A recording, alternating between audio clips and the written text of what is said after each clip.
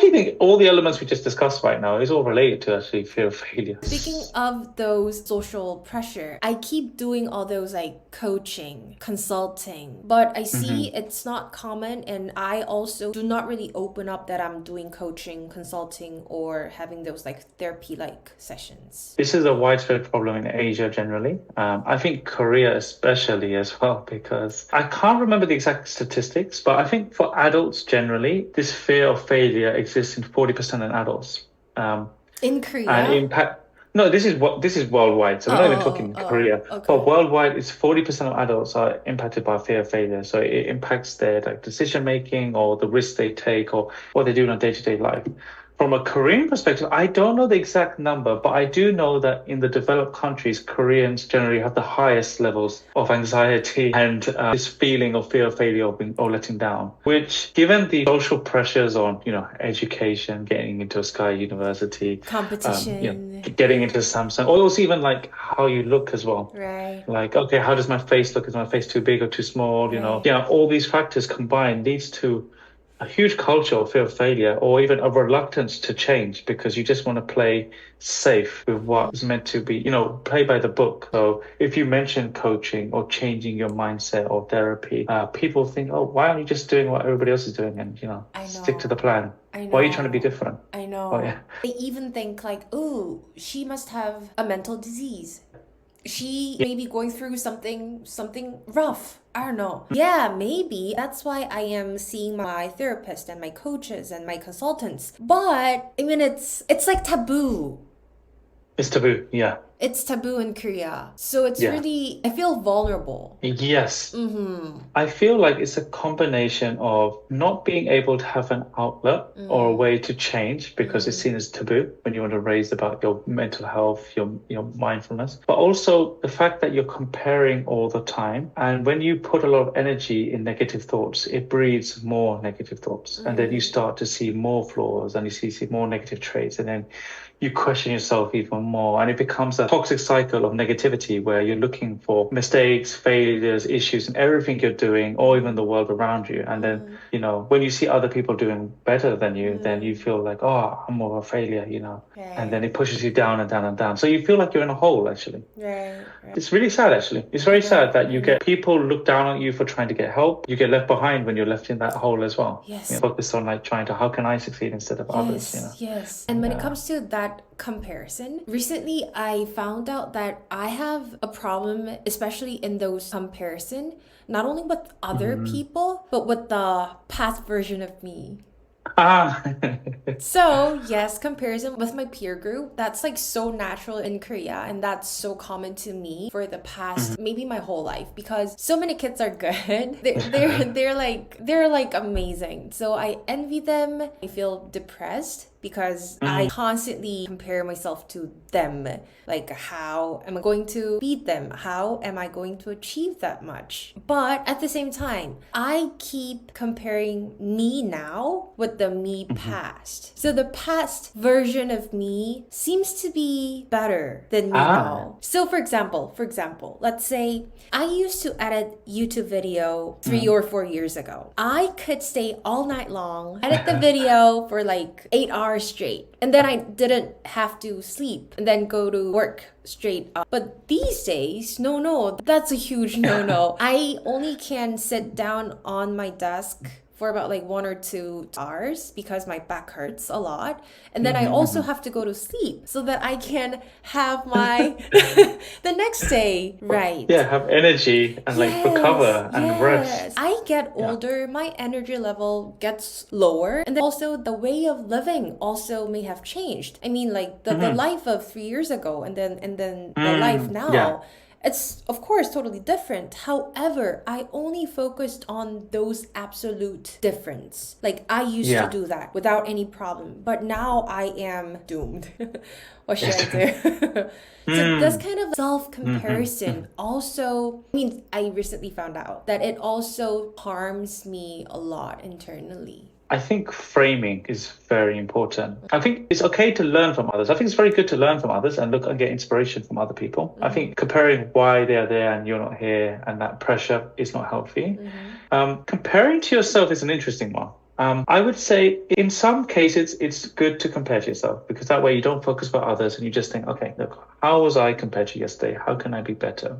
However, you have to also understand that your situations, your priorities, who you are has changed over time. And you 5 years ago, for example, you'd have very different priorities. You weren't married back then. You didn't have as many responsibilities. You were younger as well. And as you've matured and you've gained more wisdom, now you realize that, okay, now I'm a wife. I have, some responsibilities I need to do in my relationship or partnership.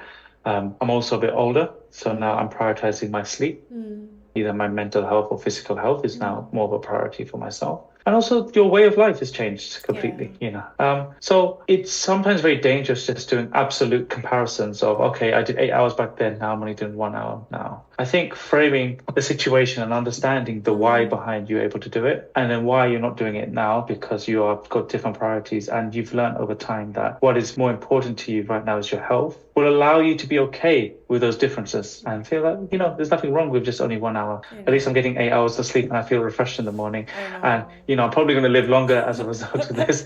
And there's a lot of other factors which you learn are more of a priority. And I think when we're younger, especially in Asian culture, we're told to just work really hard. The Bali mindset or they work fast, work quick and, to try and do whatever it takes to succeed. Sometimes there are flaws in that. And it comes from a range of either a survivalist mentality. Korea has changed a lot since the 90s to now.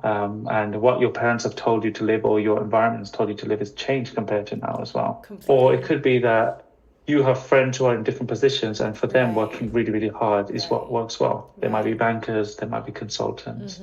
And their whole experiences are a whole different, right? Yeah, so you can't just compare or you have to find what works best with you. Otherwise, comparing to yourself 5 years ago and just objectively just saying, okay, look, 8 hours here, 1 hour here, then you'll always look like you're losing. But you've probably gained a lot more and you're probably living a much healthier life right now.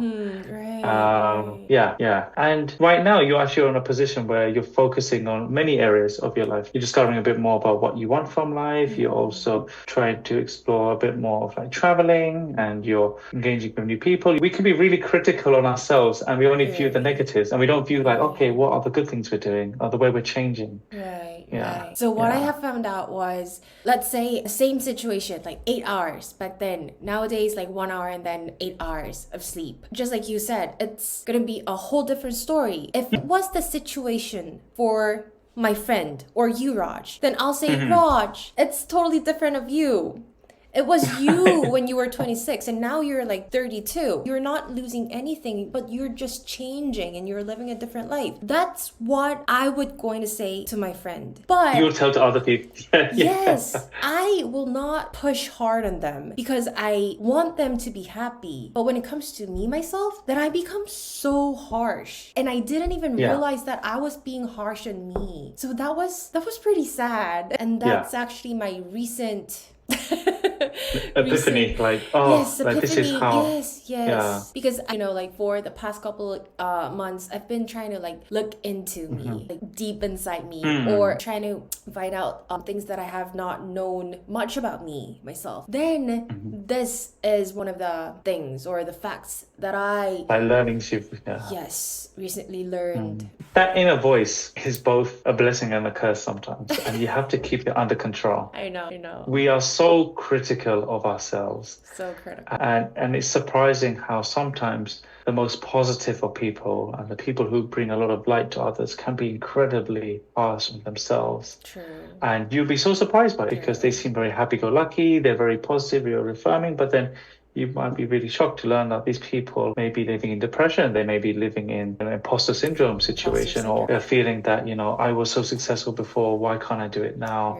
Right. So I think keeping control of your inner voice, being able to rationalize as well, and not let that voice manifest in a bad way in your mind is quite key. Additionally, having good circles around you, coaches and friends will help you, logically evaluate yourself. It's hard to fight with logic, actually. Right. I think emotions can be quite, up and down and, depends on our mood.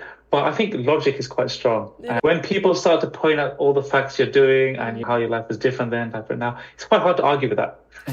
True. So Also writing down, the thoughts, journaling can help with right. that. So that's why I started journaling. And yes, speaking of the coaching and consulting and the good circles around me, before starting the coaching or the consulting or having a therapy-like sessions, I didn't really believe in those. Didn't really know the importance or the impact of those coaching or the consulting or the therapy session. I didn't realize how those people, whether I know them or not, are going to pull things out from me because it's so personal and so private and deep down there that I myself didn't even know or realize that it's even in there. But somehow coaches ask me some questions and they actually pulled those things out. So that was like so surprising and very blessing at the same time. It is eye-opening. I'm actually very curious. Were you either reluctant or unaware of coaching and therapy or even that whole genre of training? Is it because you didn't know about it? Or was it also because you're trying to hold face? So you're worried how others would perceive you if you go down this route? I correct me if I'm wrong. Is it called cheomyeon or something like Cheomyeon. Yes, cheomyeon. Yes, in Korean, where you're trying to hold that societal status where you don't feel that you want to expose your weakness or vulnerability. Was that a case, or was it more that it's just not widely known, or was it just a case of both? Case of both, but it's a little different. So the first one, I didn't really know much about these coaching or consulting, or I didn't even know the differences between coaching, consulting, or the therapy. Like there are like many different segments and like different categories, So I didn't really know how they are different and how each of them are going to help me in each way. So lack of knowledge was, of course, number one. And number two is I didn't know where I can find them. Okay. So it's a little different. Like where to find. Yes.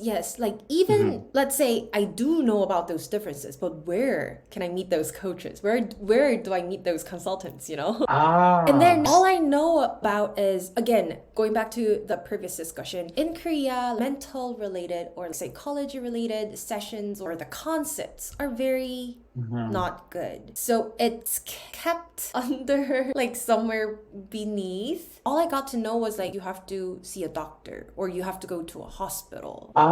They suggest you straight to go to like a clinic or hospital. Of which level is like so high and severe that I cannot take it as casual. That's quite intimidating as well. Imagine someone says you need to go to a mental hospital because you feel... I know. So it makes me feel more vulnerable. And then the last one is, yes, I didn't really think about the cheomyeon, the losing face, but I did think about if I want consulting, that I have to open up my whole story, then to what extent can I open up? To what extent can I disclose all these information? So all those like feelings, information, and misunderstandings kind of like mixed up. All mixed together, Yes. And generally, I think the way society is developing is we tend to keep to ourselves a lot more now. Both when I was living in Korea and also living in London, you see that society is a bit more fragmented now. True. We are just more focused on either surviving or just trying to help our own individual objectives be successful, right? Yes. Like, I need to get a promotion, I need to do this. It's always I, me. And that means people are less likely to be open, especially if you're talking about vulnerabilities or understanding their behaviors. People very rarely like to go into that because there's more of a capitalist survival mentality. It's quite widespread now. I feel like Korea maybe 50 or 100 years ago would be very different to now. Now it's all about working as hard as you can to make sure, you can succeed, and you don't really stop to think about your behaviors or the actions and how it might be impacting you mentally or even for the long term. It's all about the present day. So I think it's impressive that you even managed to get that transition, from, Because actually, what made you do the jump? It's in your head to actual action. The jump was got to have like full access. I got to meet a new coach. I got to meet a foreign coach. I got to have my friends who decided to start her graduate school in psychology. So all those like environment change, I would say, gave me the transition period. Do you think as you've become more aware of your behavior and its impact on your life and also like changing your perspectives, do you feel that you've changed how you look at the world and how you look at people. For example, like who you hang around with, or potentially like positive or negative influences on your life, or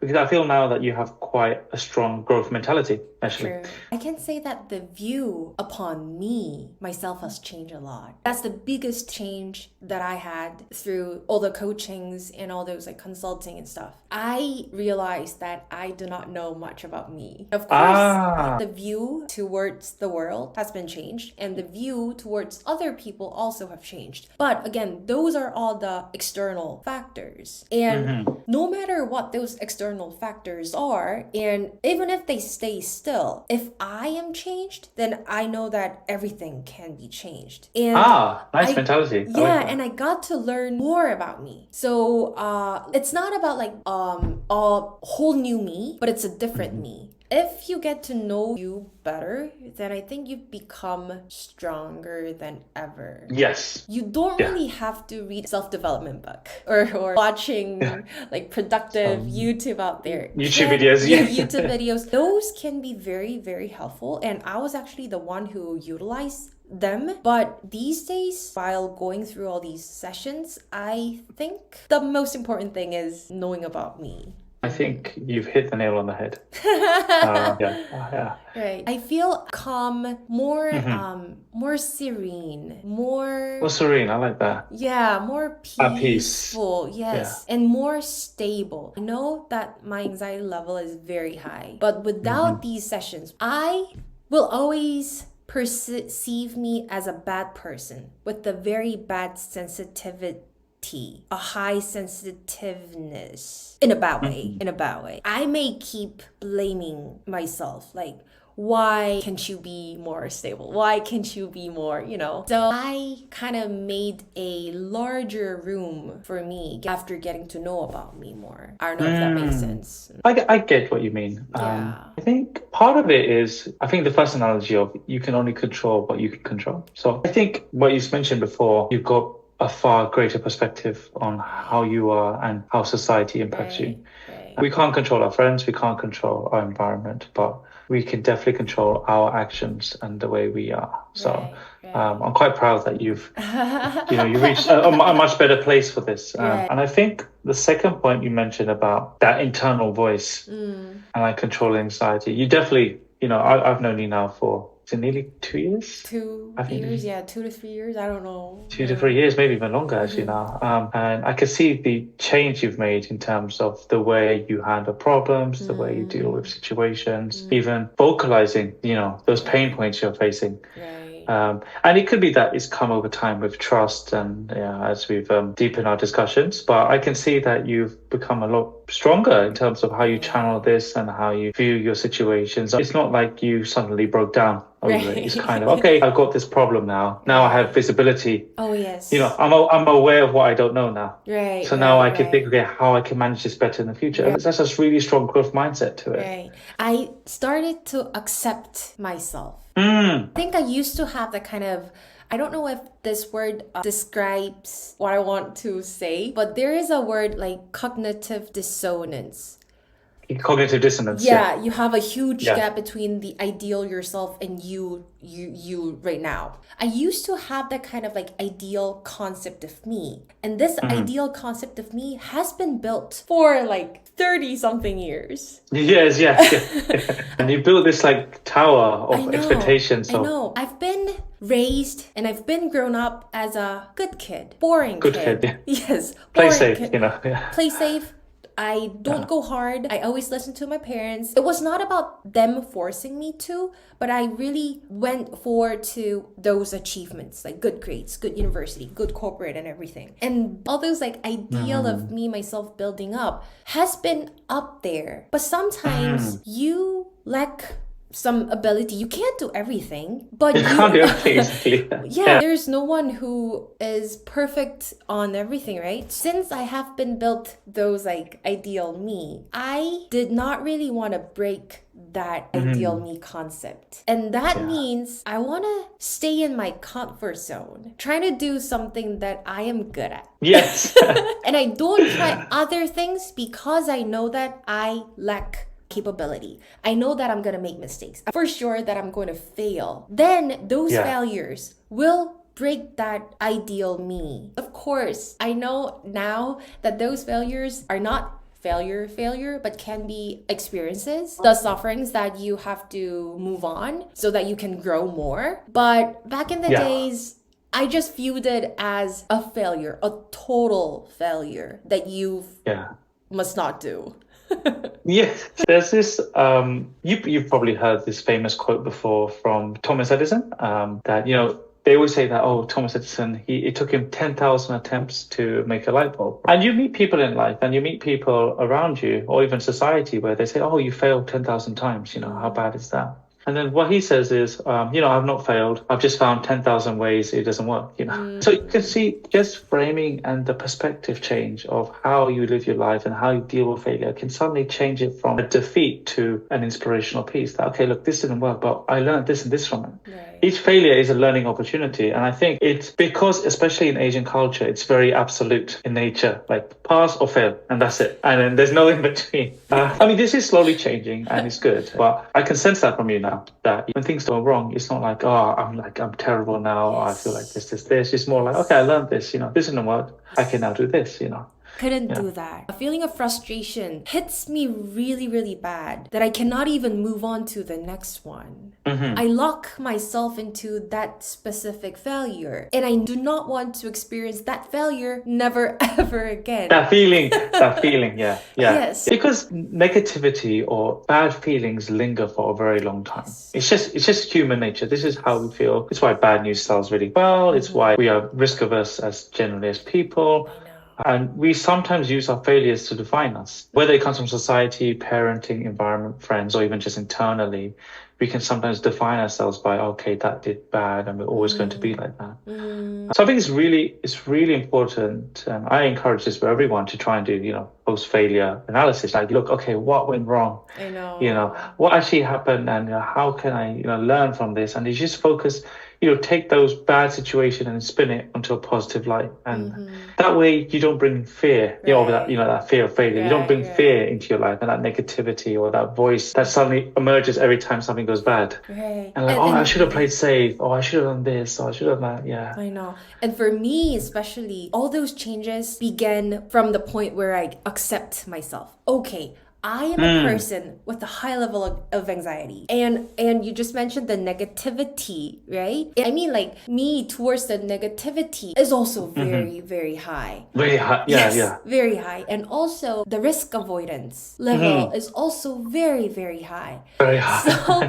the test result now explains who I really am with all those, like, scientific data. Then I got to accept, okay, I am this anxious, sensitive person with a high level of risk avoidance. So it is okay to be risk averse. It is okay to be super vulnerable or like me prefer to be in the comfort zone. That's totally fine because that's who I am. I think that's what made me change. Because back then, I didn't know who I really was. I was just busy blaming on me. Like, why can't you be risk taker? But I know my identity now. Now you understand yourself better. You actually mentioned a really interesting point, which I've seen in a lot of clients, ranging from students to people who are founders, when they ask that, I'm doing this bad behavior or I'm doing something wrong, how do I change it?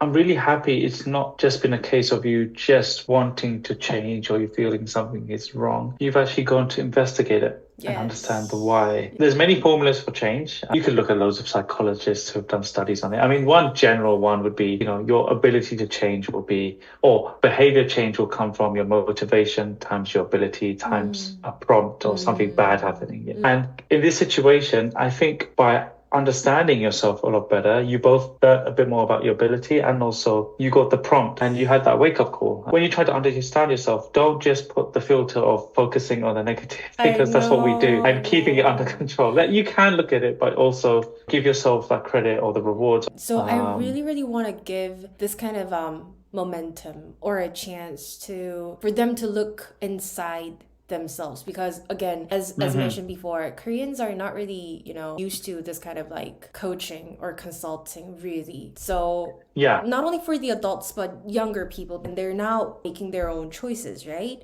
They have to choose what they want to do, what they want to be in next couple of years. So I really want our society to be more wide open to this, open to failure, open to, just expressing themselves and having deeper connections. Yes. Do you know what? I would say an expression which I haven't heard anyone say in Asia during my time there. Maybe there's a Korean word for this and you can teach me. It's the expression successful failures.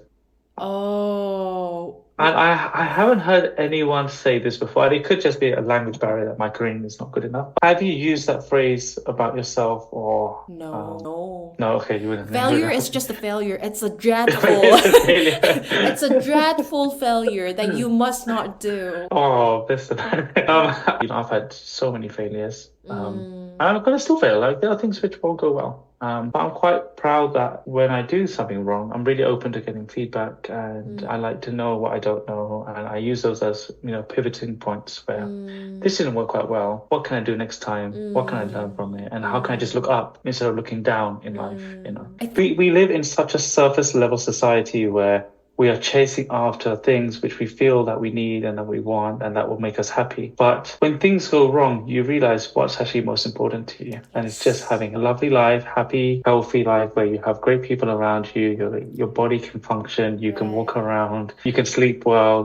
These core principles are things which we often take for granted, or we just look past because we think it's not a valuable asset for us. We think, oh yeah, getting into SNU is more important. Or I don't know, making my business successful. There's nothing wrong with wanting those. If they make you happy, they make you happy. But I think making sure that your core philosophies are strong and making sure that you're prioritizing what's most important. Yes. I think one thing which I'm really happy about you is that it's not even a case of you just suddenly picking yourself up after failure. You are spending time to understand it. Yes. One, I suppose you can call it a pitfall, or like one mistake which people make when handling failure is they just try to quickly like bounce back up as soon as they can, when it happens, because they don't like that feeling. And that can be a damaging thing as well. It can give you a false positive on how you handle the situation because you didn't really learn what happened. You didn't really learn your lesson, or you didn't like build a better framework to come out stronger. It's more, I don't like that feeling. I need to quickly move on. So I'm happy that you've really gone out of your way to understand, what is actually going on? How can I understand myself better? Talk to the experts who you need to at the time. And then after knowing yourself better and being aware of what you don't know about yourself, then you can make a better judgment on what I can do going forward. And then you also talk with coaches, then you talk with your friends or the positive people around you, and then it helps shaping your decision making.